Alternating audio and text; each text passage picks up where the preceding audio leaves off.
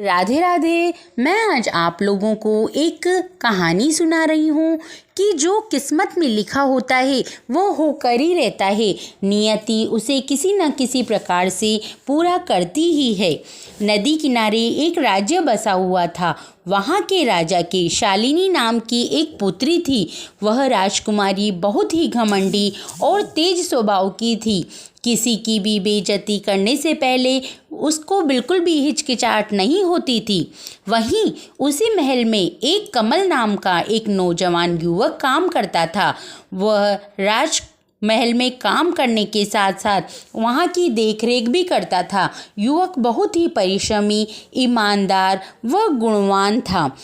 एक दिन राजकुमारी के पास एक चांदी की टोकरी थी। वह उस चांदी की टोकरी में बगीचे से फूल तोड़कर लाया करती थी। एक दिन राजकुमारी चांदी की टोकरी लेकर बगीचे में गई और वहाँ से जब वह फूल तोड़कर वापस आ रही थी तब वह देखती है कि राजमहल के बाहर भीड़ जमा हो रही है। तब वो वहीं पास में काम करने वाले नौजवान कमल को बुलाती है और कहती है कि ये बड़ी बड़ी जटा वाला साधु वहाँ पर क्या कर रहा है और वहाँ पर इतनी भीड़ जमा क्यों हो रही है। तब नौजवान कहता है कि राजकुमारी, वह साधु भविष्य बताता है और घास के तिनकों से कुछ करता है और वह भविष्य में होने वाली सारी बात सही सही बता देता है। तब राजकुमारी कहती है कि जाओ और उसके पास जाकर उससे पूछ कर आओ कि मेरी शादी किससे होगी। तो नौजवान राजकुमारी की आज्ञा मानकर साधु बाबा के पास जाता है और उनको प्रणाम कर कर कहता है कि महाराज, मैं आपसे अकेले में कुछ पूछना चाहता हूँ। मैं राजमहल से आया हूँ। तब साधु कहते हैं कि पूछो बेटा। तब वो कहता है कि मुझे यहाँ की राजकुमारी ने भेजा है और उन्होंने पूछवाया है कि उनकी शादी किससे होगी। तब साधु घास के तिनके की गिठान बांधता है और थोड़ी देर कुछ तिनकों से इधर उधर कर कर वह एक बार तिनकों को देखता है और एक बार नौजवान युवक को देखता है। फिर मुस्कुराता है और कहता है कि जाओ पुत्र, राजकुमारी से कह दो कि उनकी शादी तुमसे होगी।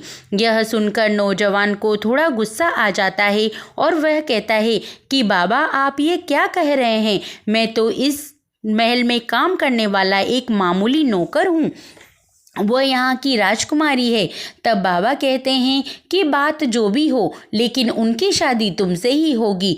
तब जो युवक था वो बड़बड़ाता हुआ वहाँ से चल जाता है और कहता रहता है कि ये साधु तो कुछ भी कहते रहते हैं, और वहाँ जाकर राजकुमारी से हाथ जोड़कर खड़ा हो जाता है। तब राजकुमारी कहती है कि साधु बाबा ने क्या कहा। तब नौजवान युवक कहता है कि ये तो साधु हैं, कुछ भी कह देते हैं, इनकी बात पर विश्वास नहीं करना चाहिए। तब राजकुमारी कहती है कि नहीं, तुम बताओ कि उन्होंने क्या कहा। युवक बहुत टालने की कोशिश करता है पर राजकुमारी हट कर लेती है। तब युवक कहता है कि साधु बाबा ने कहा है कि आपकी शादी मुझसे होगी। ये सुनते ही राजकुमारी को बहुत क्रोध आ जाता है और वो उसके हाथ में जो चांदी की टोकरी थी वो उस नौजवान युवक के सिर पर जोर से दे मारती हैं।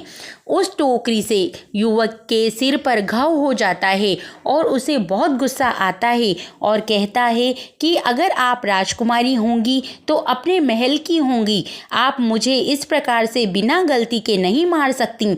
ऐसे कहकर वह चांदी की टोकरी उठाता है और वहाँ से चला जाता है। जाने के बाद वो निश्चय करता है कि मैं अब इस महल में नहीं रहूँगा, मैं यहाँ से कहीं दूर चला जाऊँगा। ऐसा कर कर वो अपनी ज़रूरत के कुछ सामान लेकर उस राज्य से चला जाता है और वो चांदी की टोकरी भी अपने साथ ले जाता है।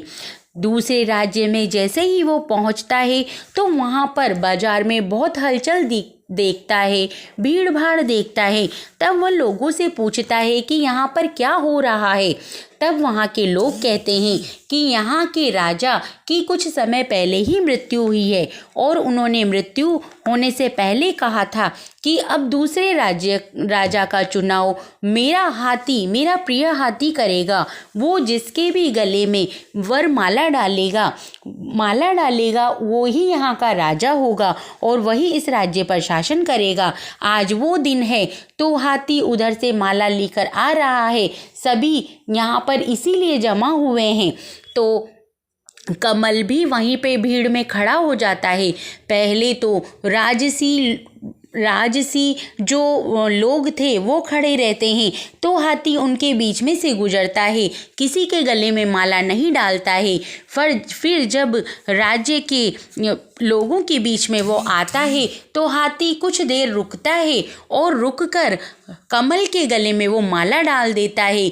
जैसे ही हाथी कमल के गले में माला डालता है, शंखों की ध्वनि होती है, घंटियां बजती हैं और उस राज्य के लोग जय जयकार करने लग जाते हैं। अगले ही पल कमल का राज्य अभिषेक किया जाता है और उसको राज्य गद्दी पर बिठाया जाता है। इस प्रकार कमल वहाँ का राजा बन जाता है। क्योंकि कमल बहुत ही ईमानदार, गुणवान और परिश्रमी था, तो थोड़े ही समय में उसकी ख्याति दूर दूर फैल जाती है और उसका राज्य बहुत सुख शांति से, वहाँ की प्रजा बहुत सुख शांति से रहती है। थोड़े ही दिन में उसकी ख्याति बहुत दूर दूर फैल जाती है। उधर राजकुमारी के विवाह के लिए राजा सुयोग्य वर ढूंढने की तलाश में निकलते हैं और इधर कमल की भी विवाह के लिए पुरोहित लड़की ढूंढते हैं। कुछ ऐसा होता है, कुछ योग संयोग ऐसा बनता है कि शालिनी राजकुमारी और कमल राजकुमार की शादी हो जाती है। जब शादी के बाद वह मिलते हैं तब राजकुमारी उनसे कहती है कि शायद मैंने आपको पहले कभी देखा है और आपके सिर पर ये घाव किस से पड़ा। मुझे लगता है कि जरूर युद्ध में आपके कोई चोट लगी होगी। तब राजकुमार कहता है कि नहीं नहीं, ये तो ऐसे ही है। तब राजकुमारी हट कर लेती है कि नहीं, आप मुझे बताइए महाराज, आपके सिर पर ये चोट कैसे लगी। तब राजकुमार कहता है कि आप थोड़े समय रुको, मैं अभी आता हूँ।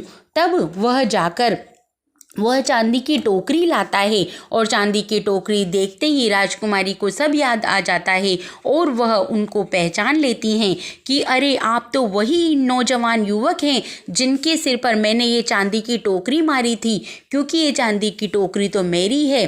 तब नौजवान युवक कहता है कि हाँ, ये बिल्कुल सही बात है। वो जो साधु महात्मा थे उन्होंने बिल्कुल सही कहा था, आपकी शादी मुझसे ही होनी थी और मुझसे भी ही हुई, और इसके लिए मैं आपको बहुत बहुत धन्यवाद देता हूँ, क्योंकि उस दिन अगर आप मेरे को चांदी की टोकरी से सिर पर नहीं मारती तो गुस्से में मैं वहाँ से नहीं जाता और नहीं निकलता राज्य से, उस राज्य से तो दूसरे राज्य में नहीं पहुँचता और यहाँ का राजा नहीं बनता। इसके लिए मैं आपका बहुत बहुत शुक्रगुजार हूँ। पर मैं आपसे ये कहना चाहता हूँ कि नियति में जो पहले से लिखा हुआ है वो होकर ही रहता है। तो यह सब कहकर वो राजकुमारी को पूरी घटना बताता है। राजकुमारी उससे माफ़ी मांगती है और इस प्रकार दोनों राजी खुशी रहने लग जाते हैं। तो मैं आप लोगों से ये कहना चाहती हूँ इस कहानी के माध्यम से कि भगवान ने जो हमारी किस्मत में लिखा है वो होकर ही रहता है। अगर ये कहानी आप लोगों को पसंद आई हो तो इस चैनल को लाइक, शेयर और सब्सक्राइब ज़रूर कर दें। धन्यवाद।